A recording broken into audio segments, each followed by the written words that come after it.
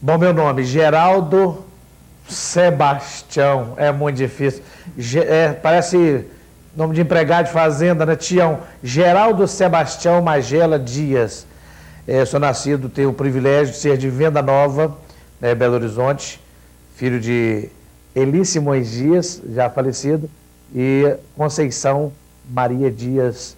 Aliás, não é Conceição Maria Dias, não, como é que é? Conceição de Oliveira Sá Dias. Estou esquecendo até o nome da minha mãe, coisa horrorosa. Bom, meu pai, Eli Simões, é aquele cara da roça, e o meu pai, ele sempre foi muito brincalhão, assim, com os vizinhos, com o pessoal lá perto de casa, mas com a gente não tinha muito diálogo, esse lance de brincar, de falar, não, falava mesmo só o trivial, talvez até por uma falta de criação, que ele também foi criado dessa maneira, então ficou assim, não era uma relação assim de carinho, não, era uma coisa muito de faz isso, acabou de fazer, tudo, não tinha muito aquela coisa de brincar, não. Brincava muito assim com os vizinhos, tudo, então não era com mamãe, não. Com mamãe sempre a relação foi maravilhosa, de brincadeira, até hoje, é uma gracinha a mamãe. Mas com o papai sempre foi mais difícil a relação. A infância em Venda Nova foi beleza, negócio foi, eu era muito bagunceiro. Agora, eu sofria muito também porque eu não enxergava, aliás, enxergava um pouquinho. E os meninos faziam muita sacanagem comigo. Eu chegava assim, os caras batiam nas minhas costas, saía correndo, porque sabia que eu não ia conseguir identificar quem foi, jogava pedra, me apelidavam, me chamavam de cobra cega. Então, era meio complicado a relação. Mas eu sempre, na minha infância, ralei muito, trabalhei muito, eu vendia picolé, vendia bolinho de espinafre, eu vendia jabuticaba, laranja, mas era o tipo da coisa, como eu enxergava muito pouco, picolé, por exemplo, eu ia para os campos de futebol, Campo Jardim de Minas, dia de jogo lotado, aí eu vendia meu picolé, né? Abria a tampa assim, aí vinha aquele monte de mão, né? Tirava 5, pagava 2, era uma maravilha, né? O que eu levava de cano, mas até catar esterco, eu já catei, né, para vender, né, para adubo, aquela coisa toda. Também fiz isso, porque tinha muito mato lá em Venda Nova na época. A maior alegria quando eu vi um boi, uma vaca, opa, deve ter algum produto aqui perto. Aí ficava uma alegria danada. Eu trabalhei bastante, assim, quando era na minha infância em Venda Nova, ralei, e naquela época tinha o que não tem hoje, infelizmente, né? Lá tinha muito mato, então ficava imundo. Eu brincava de polícia e ladrão, brincava lá no mato de cabana, bente altas que tinha, jogava finca, carrinho de rolimã. Carrinho de rolimã era o mal barato, a gente fazia os carrinhos de rolimã, né? Eu fazia, né? Enxergava uma mixaria e cismava de fazer o carrinho de rolimã. Então eu ia lá fazer o carrinho, pegava o martelo, né? 5 marteladas, 3 ia no dedo e 2 ia no prego, né? E você já imagina como é que ficava um carrinho maravilhoso, né? Tortinho, que era uma maravilha. Aí a gente descia a rua lá, e a rua não tinha asfalto nem nada, e dava aquela poeira, menino. Aí as mulheres, o que elas faziam? Mandavam fazer um rego assim na estrada e jogavam água. Aí a rolimã engastanhava toda, mas era uma maravilha. A gente tacava querosene, rapidinho desengastanhava a rolimã e a gente voltava a fazer a onda. Mas era bom demais. Tenho assim, histórias assim, legais para contar da minha infância, porque hoje em dia é mais difícil, né? Fica esse mundo de concreto e os filhos hoje, as crianças, ficam só em frente ao computador, televisão, e não têm a alegria de contar essas coisas engraçadas que aconteceu, né? Que aconteceu comigo e com a maioria das pessoas que têm a minha idade. A escola, eu estudei sempre em colégio normal, porque eu acho que esse lance de escola especializada, escola para cego, especificamente para cego, é horrível. A criança, ela tem que estudar desde pequenininho em colégio normal, porque aí ela vai se adaptando ao meio, as pessoas vão sabendo como lidar com a pessoa que tem limitação física, porque se você põe cego com cego, aleijado com aleijado, tudo, quer dizer, cria um mundinho entre eles e um preconceito, uma discriminação deles mesmos.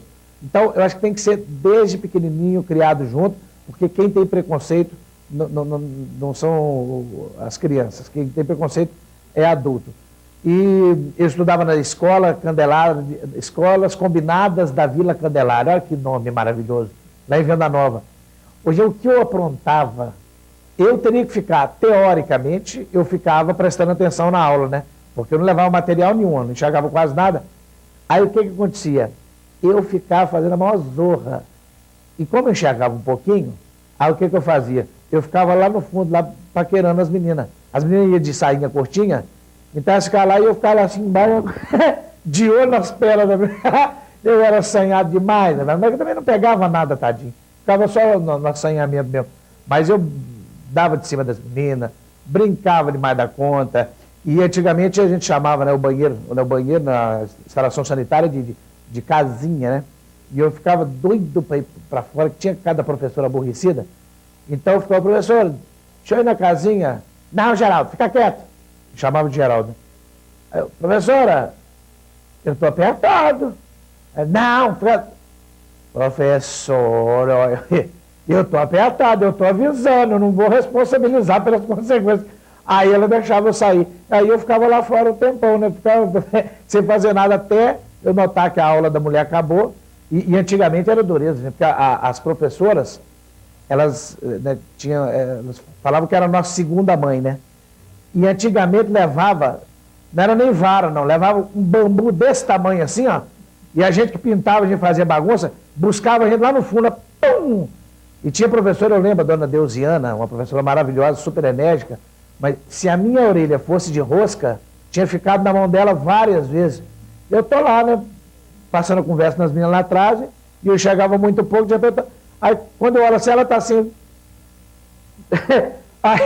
E aí ela, Geraldo, e, nossa, mas me punha na frente de castigo. Só que o que ela fazia? Me punha na frente de castigo, assim, de costa pro povo, de frente para a parede, né? E eu sou muito sacana, aí eu ficava, toda hora eu ficava com aquela cara de sem vergonha, a sala toda ria, aí o que ela fazia? Me botava para fora. As notas que eu tirava, era tipo assim, ó, valia 10, eu tirei 3. Bom, a próxima, se valer 10, eu vou ter que tirar 7. Aí eu tirava 6. Falei, bom, a próxima, então, eu vou ter que... Sempre, nunca tomei bomba, mas também só tirava nota ruim, só 5, 5,5, 6, mas era uma maravilha. Não, eu tenho muita saudade do meu tempo de criança e de colégio, que era bom demais. Desde a infância, né, com esse lance de vender picolé, vender laranja, essa coisa toda, eu continuei vendendo. Aí eu passei a vender loteria durante 10 anos.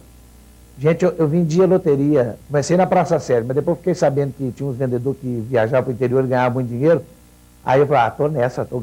Aí eu ia para Nova Lima, Ouro Preto. Gente, Ouro Preto, nossa, a rodoviária era fora, não sei se era dentro ainda não, tem negócio de patrimônio histórico, então era fora da cidade.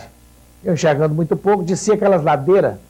Gente, teve uma vez que eles falaram, Magela, a Câmara Municipal, onde eu vendia bastante loteria para os vereadores, ela foi lá para a Praça de Esporte. Onde é que é a Praça de Esporte? Você vai descendo aqui, quer dizer, eu já tinha descido um monte de coisa. É lá embaixo. Gente, eu desci, depois desci, eu tinha dito, eu vou chegar no Japão aqui. Quando eu cheguei lá embaixo, procurei, eu não vendi uma tirinha de loteria. E depois, para subir tudo que eu tinha descido. Nossa! Mas é aquela subida que parecia que estava em pé, assim, ó. Eu subia de gatinho. Aí eu cheguei e falei, dona, não tem nenhum carro, um ônibus, alguma coisa, não? Não, você pode pegar a cabritinha. Eu falei, que é isso, dona? Eu estou falando uma coisa, sabe? Depois que eu descobri que cabritinha era um micro-ônibus que ele tinha. Mas eu subi tudo que eu disse, mas que coisa horrorosa. Aí eu passei a me centralizar as vendas, né, na cidade de Nova Lima, onde eu fiquei 10 anos, subindo e descendo aquele burro, e com aquele 171 bravo, né? Gente, eu vendia loteria demais. Eu tinha o que eu fazia? Eu pegava um bilhete inteiro, inclusive, porque é o seguinte, tem os bichos considerados favoritos e os ruins de vender. Favorito era cobra 33, borboleta 13. Os médios, galo, gato, jacaré, macaco, porco, touro. Os ruins, cabra, camelo, carneiro, coelho, tigre, urso, elefante, pavão, viado, peru, leão. E os piores deles, avestruz e águia. Eu acho que é até uma questão de sonho, né? Porque quem é que sonha com avestruz, com águia, a gente nem sabe o que é isso, né? Aí o que eu fazia? Eu pegava aqueles números horrorosos, por exemplo, 30.001. Esse era o que eu pagava mais barato, tinha mais lucro, né? Aí o que eu pegava? Pegava esse bilhete inteiro, colocava dentro do envelope, fechava e mandava escrever. Aí vai o primeiro prêmio da loteria. Não devolva porque dá azar. Aí eu ia na casa do cara que eu sabia no comércio, onde eu sabia que o cara era viciado na loteria mesmo. Chegava aqui, ó, você está escolhendo o número aí, não está dando certo, quem sabe no escuro você ganha. Aí o cara acabava comprando, né? Quando ele não comprava, eu ia no vizinho dele, que sabia que ele era viciado. Aí aqui, ó, trouxe aqui, rapaz, ó, o cara não quis, quem sabe você não vai pegar a sorte dele. Aí o cara comprava. Quando nenhum dos dois comprava, o que eu fazia? Eu rodava Nova Lima, voltava. Como é que é? Não quero, ninguém está querendo isso aqui, rapaz. Eu tô achando que esse negócio. Chegava no final do dia, o cara, me dá esse bilhete, filha da mãe. Comprava. E não dava de jeito nenhum. Muito perfeito. Durante 10 anos nunca vendi nem o 10º prêmio. Só que as pessoas têm a mania, é assim, por exemplo, você sonha com uma centena. 235, tudo bem. Se eu tenho e dá, você que sonhou, você que é pé quente. Se não dá, eu é que sou pé frio. É muito difícil. Depois de vender loteria, eu tive uma oportunidade, um cara falou, Magela, olha, a gente está fazendo uma liquidação, temos que entregar a loja. A gente teve uma ideia, você é muito palhaço, você é muito brincalhão, de pôr uma caixa de som lá fora e você ficar aqui do fundo, fazendo imitação, brincando, chamando o povo para dentro, na loja japonesa, na rua Caetés. Aí comecei, me deu certo. E a loja foi lotada. Era para acabar assim em 10 dias, o estoque acabou em 5 dias. Eu falava feito um... Nossa, mãe do céu. Mas lotava. Aí uns libaneses, né? Estavam do lado lá que tinha as lojas, né? Cresceram o olho em cima de mim, me deram uma proposta e eu ganhei uma grana, beleza. Aí eu ficava naquele 171, ficava lá no fundo, né? No estoque, falando, imitando, né? O Zacarias, ficava, alô, não seja trabalhão, vinha fazer compra, economia. Aí o pessoal, tinha gente que achava que o Zacarias estava lá mesmo, não, você não pode ir lá, o segurança não permite, muita gente, é confusão. E eu ficava, mas eu falava de 9 da manhã até às 6 horas da tarde, meu peito ficava até doendo de tanto que eu falava. Senhoras e senhores, acaba de chegar o caminhão com não sei quantas mil roupas de São Paulo. Mentira, não tinha que chegar coisa nenhuma. E é aquelas essas lojas que vendem, né, a camisa que depois de lavada serve para o irmão mais novo, calça que depois de lavada vira bermuda. Teve até uma história que as meninas que trabalhavam comigo, elas ganhavam comissão. Então elas ficavam desesperadas para vender. Teve uma delas que estava vendendo uma camisa, a mulher falou assim, minha filha, não vou querer essa camisa não, porque não vai servir, está muito grande para o meu menino. Ela, não, mas a senhora, depois que lava, só precisa de ver como é que encolhe, vai ficar certinho. Outra vez a menina estava... O cara comprou uma calça, ele perguntou, escuta, essa calça não encolhe não? A menina jurou que não. Não, que isso, essa calça é de ótima qualidade, não encolhe não. Como ele já estava com a calça velha, ele deixou a calça velha lá, saiu vestido com a calça nova. No meio do caminho caiu um motoró, rapaz. E a calça encolheu, virou uma bermuda. O cara ficou invocado, voltou na loja para reclamar com a vendedora. Quando a vendedora viu ele de longe, assim, que a calça estava assim, virou uma bermuda, a menina falou assim, nossa, como é que o senhor cresceu? Bom, depois de algum tempo trabalhando em loja, eu sempre fui muito ligado à rádio. Teve um dia que o Aldair Pinto, que é o meu padrinho, que eu devo começo a ele, que eu estava na loja lá na Rua São Paulo, mas, aliás, antes de eu chegar na loja, eu ficava ouvindo o programa do Aldair Pinto, né? E ele falou, olha a pessoa que liga para cá e falar a data de fundação do café. Aí deu o café que patrocinava o programa. O que eu fiz? Imediatamente eu procurei no 102 o telefone da fábrica do café, liguei para lá e ele tinha esquecido de ligar. Se alguém ligar para ele, saber a data, não fala não, a data de fundação. Aí eu descobri e ganhei uma lata de café de 2 quilos, que tinha 1,250 kg. Chegando lá, ele falou, o que você faz? Eu falei assim, eu trabalho em loja, tudo, mas eu tenho vontade de trabalhar em rádio, eu faço imitações, eu faço voz. Então, imita alguém aí, conta uma piada. No ar, foi uma coisa fantástica. No ar, ele, sem combinar nada comigo, falou, se você arrumar um patrocinador, eu vou te dar a oportunidade, você vai fazer o programa comigo. Quer dizer, o Aldair Pinto sempre foi o maior nome do rádio em todos os tempos. eu consegui os patrocinadores e comecei a trabalhar com ele. Porque até então, os caras ficavam, você não enxerga, como é que você vai trabalhar em rádio? Pô, eu falo com a boca. Queria que vocês me explicassem como é que pode. Então, graças ao Aldair Pinto, eu entrei para o rádio com muito carinho, gosto demais de trabalhar em rádio. Pena que eu tive que dar uma parada, eu teria que, para continuar na Rádio Itatiaia, teria que ser gravado. E o Sr. Manel Carneiro não quis deixar, né? Quer dizer, aí eu tive que sair, mas eu ainda quero voltar para o rádio, porque é o meu xodó. Eu adoro rádio, eu sou radiomaníaco, ouço rádio direto, mas eu ainda espero voltar para o rádio. Na época, o Chico Anísio estava fazendo muito sucesso com os personagens dele, eu nem sei mais se eu consigo imitar, aquela Neide de Taubaté. Uau! Esse programa é o maior barato, não é mesmo? O Popó. Meu menino, você não seja idiota.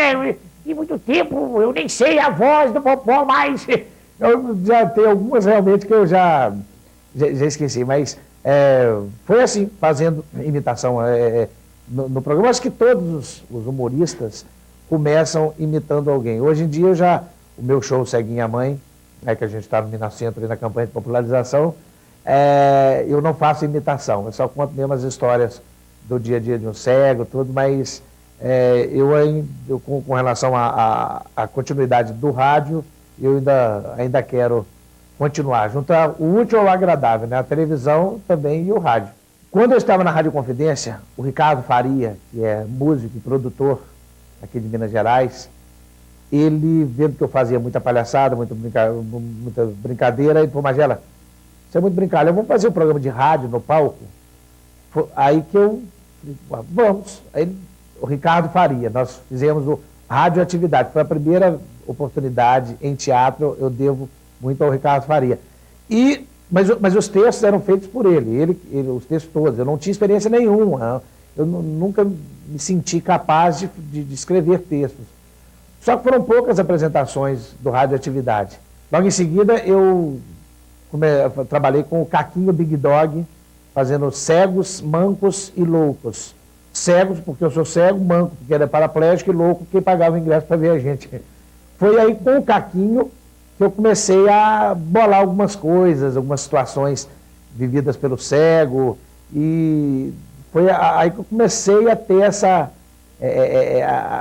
possibilidade, essa oportunidade de me tornar também um produtor, de brincar, de fazer essa brincadeira que hoje eu consigo produzir os meus shows, os meus textos da escolinha. Então foi muito legal. E com o Caquinho era uma maravilha, era um prazer trabalhar, que ele é um fenômeno também, fenômeno da música besta. Ele é sensacional.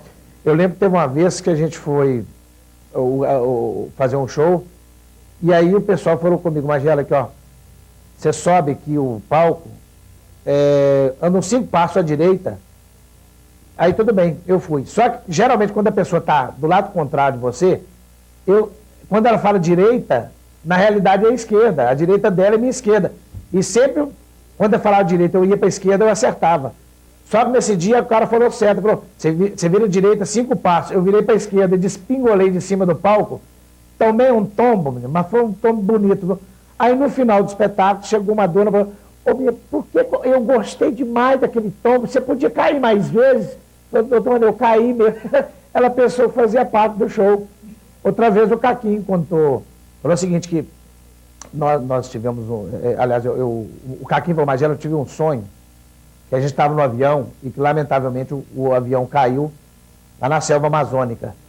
E graças a Deus nós fomos os dois únicos sobreviventes. E que quando caiu, o Caquinho falou comigo, Magela, eu tenho 2 notícias para te dar, uma boa e uma ruim. Falei, qual que é? Bom, é o seguinte, a boa é que nós sobrevivemos. E a ruim? A ruim é o seguinte, que nós estamos rodeados de crocodilo. Eu estou vendo e não posso correr, que eu sou aleijado. Você pode correr, mas não está vendo que você é cego, nós estamos ferrados. Eu falo até no espetáculo, eu acho que eu estou até meio retardado, de tão alegre que eu sou. Eu posso dormir 1 hora que eu acordo sorrindo, eu acordo brincando. Tem muita gente, eu não sei, criação da pessoa, ou não sei por que leva as pessoas, algumas pessoas serem tão mal-humoradas, que você fala, bom dia você, né? Fica reclamando da vida, chega no espelho e eu acho que ele olha para o espelho, o que é? Nossa, eu estou horrível. Estou na reclamação, gente.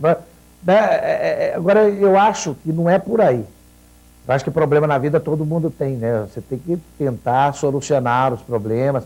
Eu sou um bom exemplo desse lance, porque, gente, o que já aconteceu comigo de discriminação, de preconceito, de sacanagem que fizeram comigo. Quando eu estava em São Paulo, o diretor quando eu fui, o meu grande sonho foi trabalhar em São Paulo, fazer uma temporada. Aí eu conversei com o diretor lá de São Paulo do Teatro Itália, e ele sacou que eu estava desesperado para fazer uma temporada. O que ele fez? Sacaneou, me alugou o teatro por uma nota preta e ainda ficou inventando mentira, fazendo terrorismo. Ó, você resolve aí porque semana que vem o pessoal está olhando aqui. Não, vou fazer. Não, eu alugo. Me alugou, assim, me roubou. Aí o que acontece? No final da temporada, no sábado e no domingo, não é que o diretor liga para mim e fala, mas era que eu esqueci, rapaz, eu não sei como, eu aluguei para você e para uma academia de balé também, na mesma data. Resumindo, demorou 1h30 de atraso o meu show, quer dizer, no final de temporada, o teatro lotado, ainda bem que as pessoas foram maravilhosas. Eu cheguei lá fora, pedi desculpa às pessoas, falei que eu estava sendo enganado e tudo. Aí eu tive que dar queixa do cara. E como se não bastasse, 1 mês antes eu tinha conseguido um pessoal para me produzir lá em São Paulo, e um bando de picareta. Eu notei que eles, assim, 1 mês antes eu notei que eles não tinham mandado fax para lugar nenhum, não tinham feito nada que tinham me prometido. Aí o que eu fiz? Dispensei os caras e consegui fazer uma divulgação em São Paulo que poucas pessoas, até que trabalham na Globo, conseguiram. A ponto de um cara do TV Globo falou, Magela, você podia me apresentar o seu produtor? Porque estou ligando no rádio, todo lado está você está em rádio, está no jornal, está em televisão. Quem está te produzindo? Foi eu mesmo. Os caras não acreditavam, porque eu pegava ônibus, eu pegava táxi, metrô, eu ia tudo sozinho, ligava para as redações e conseguia o meu trabalho. Então, por essas zebras todas, de chegar em São Paulo, tomar chuva na porta de emissora, de ficar ouvindo, acabou de sair, ele está em reunião, deixa o seu telefone que a gente vai ligar para você, e não ligavam. Então, um monte de coisa. Eu tive, ao ponto do absurdo do cara chegar perto de mim, de uma emissora em São Paulo, e falar, Magela, olha, você tem valor, só que eu estou morrendo de medo, eu não vou te dar oportunidade, porque a crítica vai achar que eu estou usando a sua cegueira para fazer sucesso. Quer dizer, até isso eu tive que ouvir. Só que eu sou teimoso. Eu tenho certeza que eu tenho potencial e que mais dia, menos dia, alguém ia me dar a oportunidade, e isso aconteceu. Por isso que eu falo para você que está me vendo agora, para não desistir, não.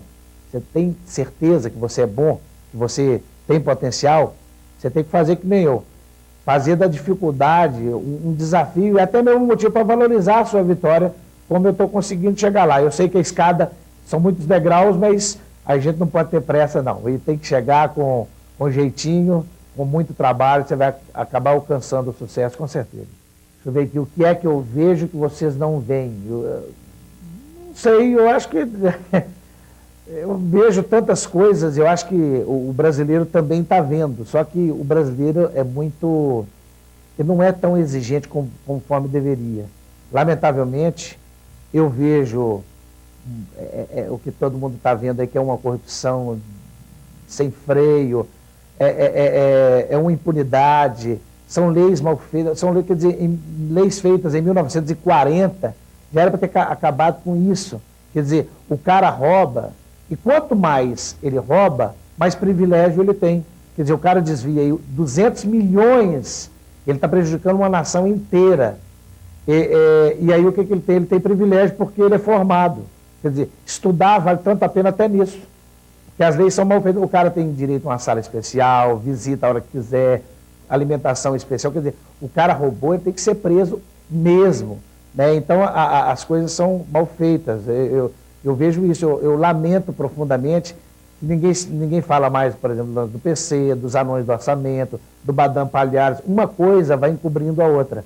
E a ganância é tanta que vira uma doença. O cara ele quer, por exemplo, eu vou desviar 5 milhões. Conseguiu. Bom, agora eu quero 15. Agora eu quero 20. Ele nem sabe mais o que ele vai fazer com tanto dinheiro, mas vira uma doença. Ele quer roubar indiscriminadamente e sem saber que ele está prejudicando tanta gente. Quer dizer, o país é tão maravilhoso em todos os setores de música, de dança, o Brasil, gente, é uma terra abençoada por Deus. Só que tem uma minoria que está querendo acabar. Outro dia eu comentei até aqui em casa que parece que o mal está vencendo o bem. Você vê lance de narcotráfico, é CPI, e no final eles falam, não tem prova. Eu acho que vocês vão investigando, quando bate num grandão, aí não, vou mudar de assunto aqui, realmente. Então, o que eu vejo isso, mas eu acho que não é só eu, né? Eu acho que todo mundo está vendo. Só que eu acho que tem que ter um momento de parar com isso, porque você vê que aí as autoridades dizem, não pode pôr o salário mínimo para R$500. É claro que não pode. Com tanto roubo, com tantos desvios, uma prefeitura roubando daqui, a outra de lá. Então, eu vejo essas coisas que todo mundo vê. Só que eu acho que deveria haver uma cobrança maior, porque nós, o povo brasileiro, nós não merecemos tanta falcatrua. É uma judiação que esse povo faz com um país tão maravilhoso. Quando eu estava em cartaz em São Paulo, nesse Teatro Itália, foi aí que eu batalhei, divulgação, e graças a Deus, quando estava participando dos programas que eu conseguia, Faustão, programa do Leão na Rede Record, no programa da Hebe, graças a Deus, no momento em que eu estava no ar, o Ponteirinha cruzava lá, que eu dava uma audiência muito legal. Eu lembro até quando a gente estava no programa do Leão, que passou a SBT e aí tocava a música do Silvio Santos, e passou a Globo no momento que eu estava, eles fizeram uma folia. E aí é o seguinte, né? Esses programas é assim, se está dando audiência, segura você. Se não está, o Leão está na hora de despedir de mim. Magela, um abraço para você, enquanto eu estou saindo, começa a tocar a música do Jornal Nacional. Passou, ele me abraçou. Não, mas fala mais aí sobre o seu show. Aí continuou, esticou. E o pessoal da produção da Escolinha do Barulho, sabendo disso, eles têm o controle de tudo isso, eles têm o computador lá que mede a audiência instantânea, eles resolveram acreditar no meu trabalho. Eles estavam só com o projeto. Ligaram para mim e perguntaram, Magela, a gente está com um projeto aí, eu estou dentro. Não, cara, não falei nada, não, mas não quer saber, não, estou dentro. Aí me convidaram. Foi aí quando eu comecei a fazer o personagem Zé do Banjo. E é até interessante porque, coincidentemente, no outro dia que eu saí da Record, o Zé Paulo Valone me chamou e pediu que eu produzisse um programa. Eu apresentar um programa de humor na TV Record. Eu nem acreditei, falei, gente, puxa vida, eu produzi um programa. Eu tinha ideias na cabeça, mas como coincidiu da escolinha me chamar, eu não me senti em condições, na época, de produzir esse programa que ele me pediu. Agora, graças a Deus, depois desses 2 anos, um programa diário não é fácil, eu que produzo os meus próprios textos, mas de estar diariamente com tanta gente de talento, que eu tenho eles como os meus professores, como o Zé Vasconcelos, que é maravilhoso, tantos outros, o elenco inteiro, eu fui adquirindo experiência e 2 anos depois, agora já posso dizer para vocês que eu tenho condições de produzir realmente um programa de televisão, que aliás já está no papel, já mostrei para o pessoal da Record, da TV Gazeta de São Paulo também, e é um programa que vai ter um pedaço de rádio, um programa de rádio na televisão, que também eu agradeço isso ao Ricardo Faria. Vai ter uma maluquice de cada semana eu fazer uma coisa diferente, né? Tipo pular de paraquedas, outra semana pular de bungee jump, andar naqueles aviões que soltam pirueta, eu não estou vendo nada mesmo, para mim tudo é festa, né? E eu já tive essa experiência com o Otávio Mesquita, pulei de paraquedas. Falei que pelo menos naquele momento, eu voltei a enxergar, porque eu vi a minha avó pela greta, 3.600 metros de altura, despingolei, nossa, foi tchau, tchau, ceguinho. Mas Foi sensacional. Então, eu tive essa oportunidade da Escolinha do Barulho, e agora eu tô que nem eu sempre lembro dele, né, o Zelino, da Rádio Itatiaia, que em 1977, parece, eu acho que foi 77 ou 67, eu fui fazer um trabalho de colégio, e o Zelino me falou uma frase que me marca sempre: você não deve parar, quem para não só para, dá marcha ré. Então é isso, agora que eu não imaginava nunca que eu me tornaria um humorista. Meu sonho era trabalhar em rádio. Não imaginava nunca que eu me tornaria um produtor. Eu que escrevo os meus textos, eu que dirijo o meu espetáculo. É bom que sobra mais para mim, né? Eu ganho mais, sou mão de vaca. Então você vê, a produção do meu show, outdoor que está pela rua, cartaz, eu que ligo para a gráfica, eu que corro atrás sozinho, porque a primeira vez que eu fui acreditar em alguém, eles me passaram para trás, então eu prefiro fazer isso, e está dando muito certo aquilo que eles imaginavam, que não vou te dar oportunidade porque você não enxerga, a crítica vai achar que eu estou usando sua cegueira. Aconteceu exatamente o contrário.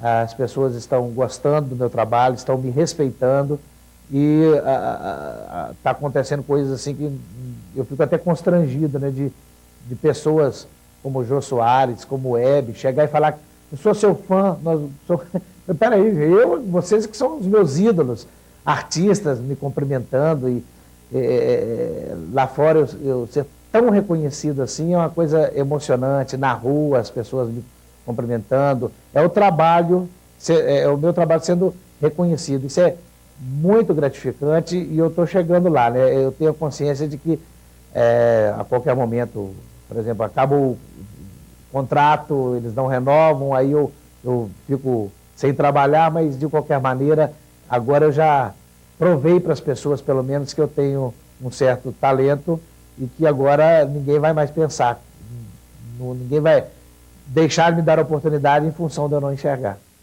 O show Ceguinha a Mãe, eu pensei quando lancei, aliás, foi um negócio, eu não sei explicar, porque veio na minha cabeça no estalo: ceguinho é a mãe.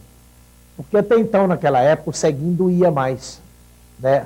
O cego já é dureza, o ceguinho, então, era, né? Eu falo no show que tem maneiras mais politicamente corretas de falar: deficiente visual, né? Que bonitinho. Portador de deficiência visual, que parece que a gente está carregando droga, né? Dá até medo de ser preso.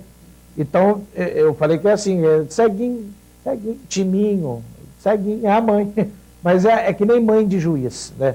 Então, eu fui juntando as histórias, né, engraçadas que os cegos, meus amigos, me falavam, aí eu fui costurando uma na outra e formei o show.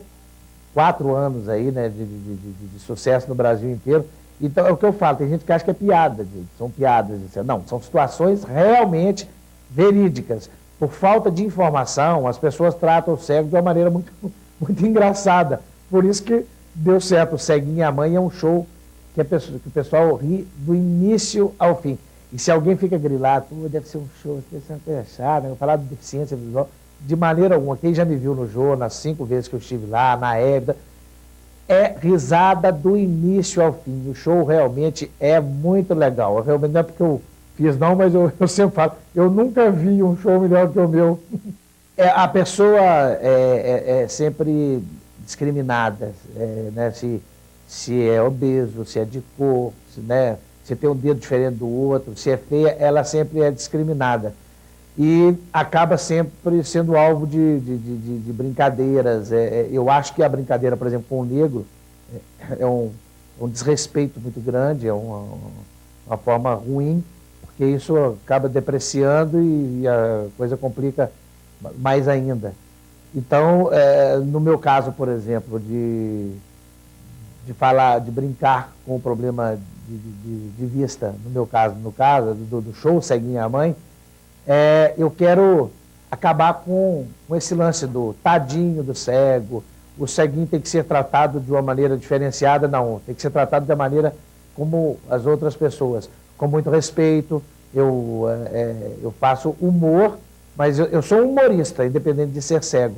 Inclusive, uma vez em Recife, um rapaz de uma entidade de cegos, ele falou que isso me cobrar. Mas de tanto você ficar brincando, você não acha que as pessoas nunca vão levaram a sério o cego. Falei, não, eu levanto a bandeira, realmente no meu show eu digo isso.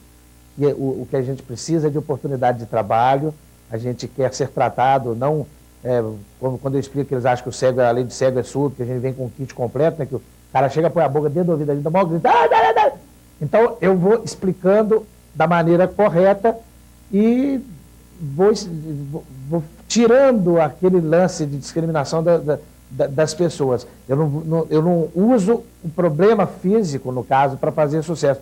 É uma coisa interessante, que acabou assim, sendo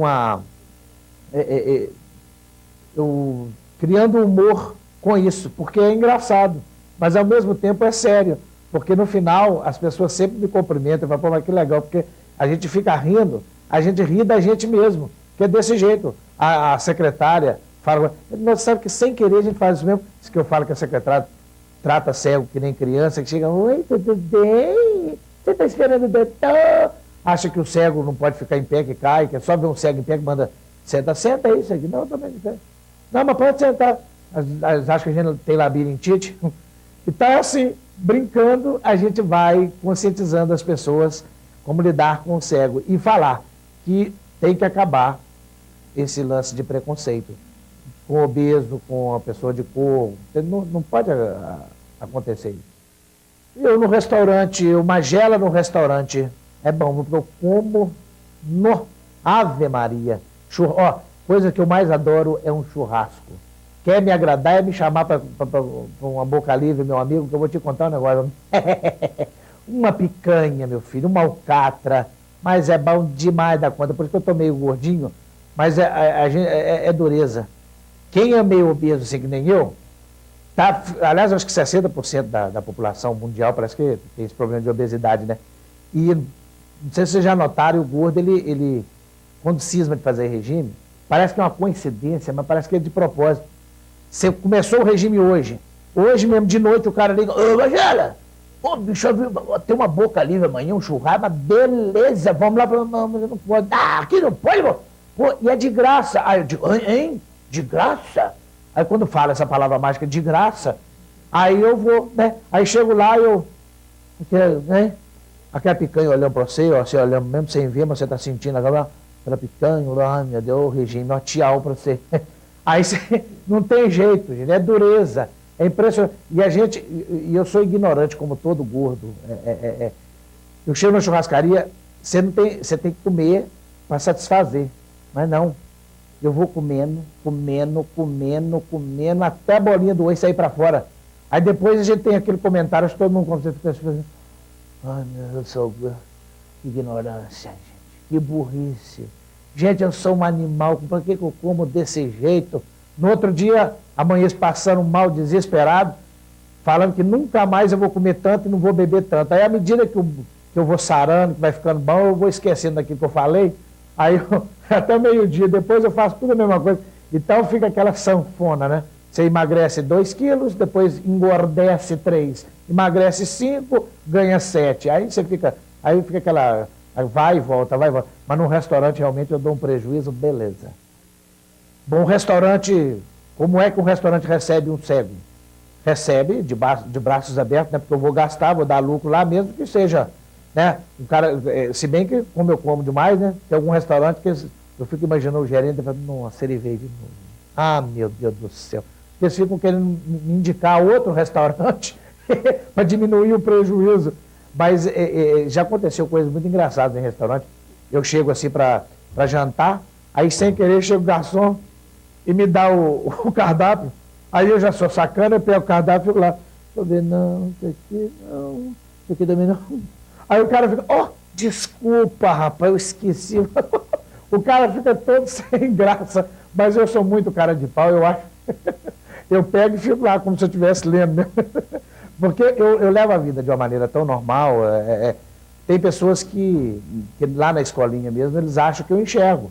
Que eu dou um pulo na cadeira, a hora que a Fifi tirava a saia eu caía. Mas como que você cai quando ela tira a saia? Eu caio de raiva de não estar podendo ver aquilo todo na minha frente.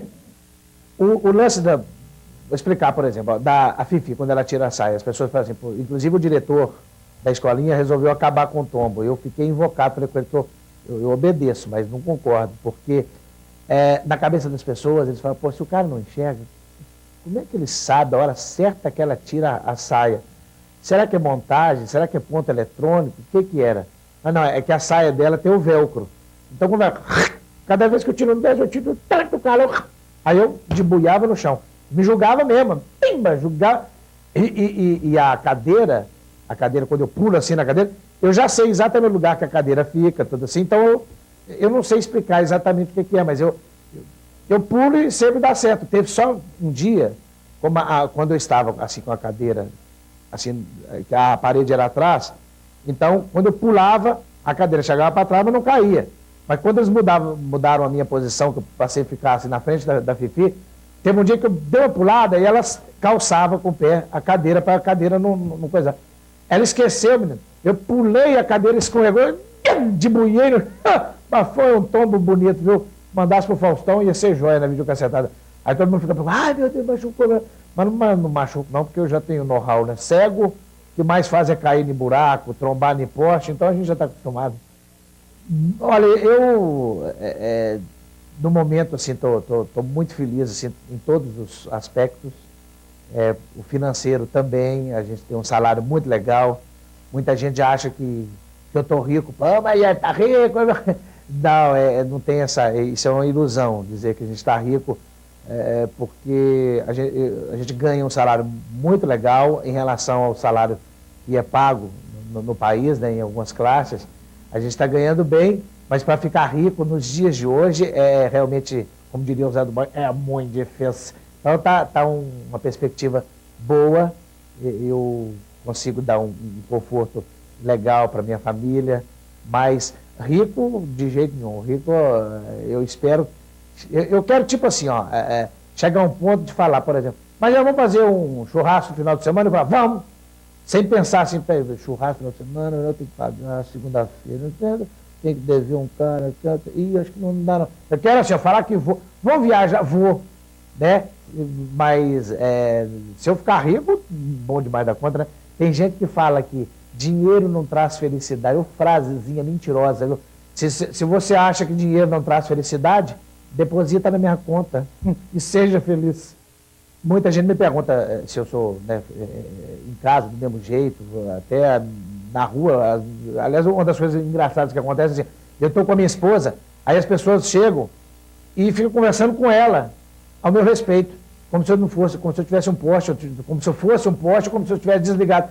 Ele é que eu segui na escolinha, né? Ele é engraçado, né? Ele é engraçado mesmo, assim, em casa. Aí ela falou que dá vontade, assim, não, em casa ele espanca a gente. Não. Perguntou ao meu filho, seu pai é assim, brincalhão? Eu falei, não, em casa ele até enxerga. Ele bate na gente. Mas eu sou assim em casa, tem hora, eu encho o saco da minha esposa, dos meus meninos, que eu, conforme eu disse, eu não tive uma criação assim com relação ao pai, eu não dava liberdade a gente brincar.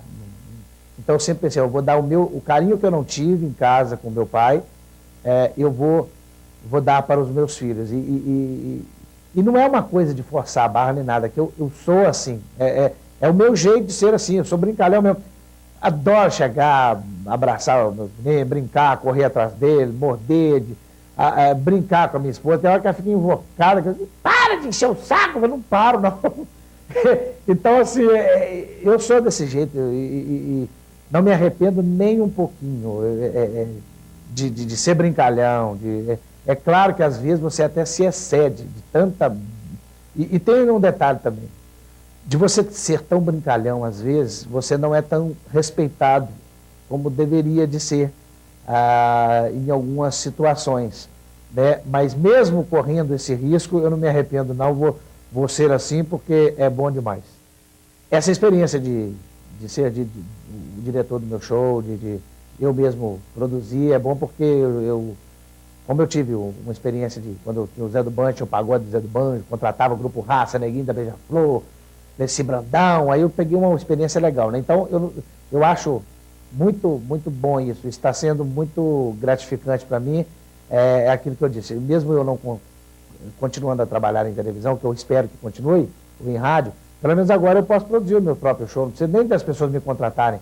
Eu vou no lugar e já contrato, ponho outdoor na rua, mando a fitinha para a televisão, para o rádio, eu já tenho essa experiência. Conforme eu disse, às vezes a gente não é tão respeitado, não sei porquê, e eu tenho uma mágoa aqui em Belo Horizonte com, às vezes até órgãos de comunicação mesmo, que com relação à rádio, por exemplo, eu gostaria de ter continuado a trabalhar na Rádio Itatiaia. Eu adoro a Rádio Itatiaia, eu gosto demais. Um dia eu até falei com o diretor Emanuel Carneiro, Emanuel, eu acho que eu gosto mais da sua rádio do que você. Eu preocupo tanto, eu ficava com tanto carinho para o meu programa, e eu queria ter continuado, e dava para ter continuado gravado. Hoje em dia, com a tecnologia tão avançada, com o computador, dava para continuar gravado. Mas aí ele não me deixou. Eu fiquei assim meio chateado. Por exemplo, Palácio das Artes, eu me apresentei por 2 vezes na campanha de popularização do ano passado, fiz 2 sessões, esgotou a de 9 horas, eu tive que abrir uma nova às 7 horas. E de lá para cá eu estou tentando um contato para fazer o lançamento do meu novo show, e a gente liga, a pessoa responsável está no telefone, ela liga para você daqui a pouco e não liga. Ela acabou de sair, mas seu telefone está aqui, ela vai ligar e não liga. E outro dia eu encontrei com a pessoa, ela disse, Magela, o Palácio das Artes agora mudou a filosofia, vai fazer outro tipo de espetáculo. Aí eu penso, por que isso? Por que? No SESI Minas também, eu me interessei, depois o pessoal já pisou na bola, no Teatro SESI Minas, que é um teatro maravilhoso, o Palácio das Artes também é um teatro maravilhoso. Então tem esse tratamento diferenciado, eu não sei por quê, essa falta de respeito.